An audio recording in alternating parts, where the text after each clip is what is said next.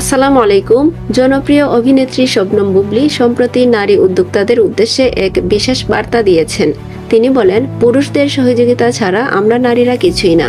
বুবলী সম্প্রতি fashion lab by 3 নামে একটি ব্র্যান্ডের উদ্বোধনী অনুষ্ঠানে উপস্থিত ছিলেন। সেখানে তিনি বলেন, আমরা অনেক রাজকীয়ভাবে ব্র্যান্ড লঞ্চিংয়ে যাই। আমাদেরকে সম্মানের সঙ্গে আমন্ত্রণ জানানো হয়, কারণ আমরা ভালোবাসা ও সম্মান পাই। কিন্তু নারীদের সাফল্যের পেছনে পুরুষদের সহযোগিতা অনেক গুরুত্বপূর্ণ।